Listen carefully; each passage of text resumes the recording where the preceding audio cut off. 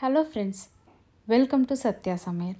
இன்றைக்கி நம்ம சத்யா சமையலில் நிலக்கடலையும் மாங்காயும் பயன்படுத்தி அட்டகாசமான சாலட் ரெசிபி எப்படி பண்ணுறது அப்படின்னு பார்க்கலாங்க. ரொம்பவே ஃபில்லிங்கான ரெசிபி. வாங்க இப்போ நம்ம வீடியோவுக்கு போகலாம்.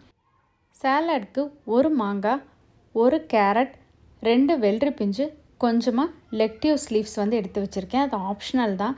காய்கறிகளோட அளவும் நம்மளுடைய விருப்பத்துக்கு தகுந்த மாதிரி பிடிச்ச காய்கறிகளை அதிகமாக சேர்த்துக்கலாம்.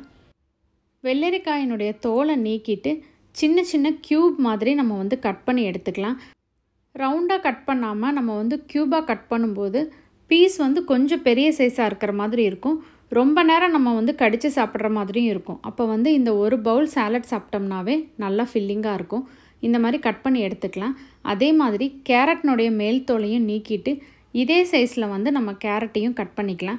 எல்லா காய்கறிகளுமே ஒரே மாதிரி சைஸில் கட் பண்ணும்போது பார்க்குறக்கு சாலட் ரொம்பவே சூப்பராக இருக்கும். இப்போது நம்ம கேரட்டையும் கட் பண்ணி எடுத்து வச்சாச்சு. அடுத்ததாக லெக்டிவ்ஸ் லீவ்ஸை கட் பண்ணி எடுத்துக்கலாம். இந்த இலைகள் கிடைக்கல அப்படின்னா பரவாயில்ல, இதை மட்டும் தவிர்த்துட்டு நீங்கள் இதே காய்கறிகளை மிக்ஸ் பண்ணிக்கலாம். வெங்காயம் பச்சையாக சாப்பிட பிடிக்கும் அப்படிங்கிறவங்க வெங்காயம் கலந்துக்கலாம். லெக்டிவ்ஸுமே கொஞ்சம் நம்ம ஸ்கொயராக இருக்கிற மாதிரி கட் பண்ணி எடுத்துக்கலாம்.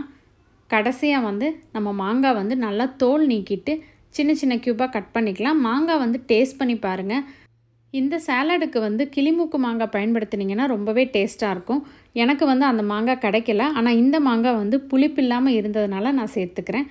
அளவான புளிப்பு இருக்கிற மாங்காவாக எடுத்துக்கோங்க.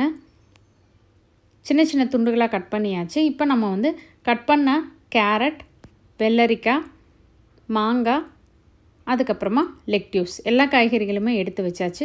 இது கூட கிட்டத்தட்ட 3 டேபிள் ஸ்பூன் அளவுக்கு நிலக்கடலையை எண்ணெய் இல்லாமல் வறுத்துட்டு தோல் நீக்கி எடுத்து வச்சுருக்கேன். இருக்கட்டும்.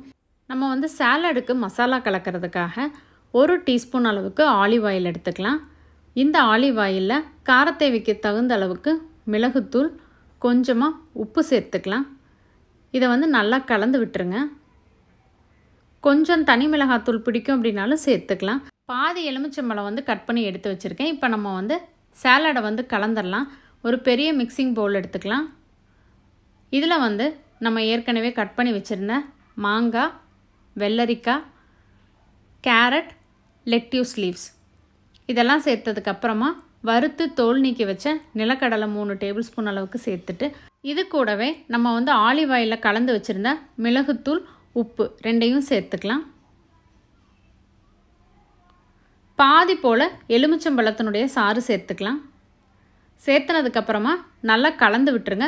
பரிமாறும் பொழுது மட்டும் இந்த உப்பு, எலுமிச்சை சாறை சேர்த்துக்கோங்க. ரொம்பவே ஆரோக்கியமான டேஸ்டான இந்த சாலட் ரெசிபி நீங்களும் உங்கள் வீட்டில் ட்ரை பண்ணி பாருங்கள். ரெசிபி உங்களுக்கு பிடிச்சிருந்தா உங்கள் ஃப்ரெண்ட்ஸ் எல்லாத்துக்கும் ஷேர் பண்ணுங்கள், லைக் பண்ணுங்கள், கமெண்ட் பண்ணுங்கள், நம்ம சேனலை சப்ஸ்கிரைப் பண்ணுங்கள்.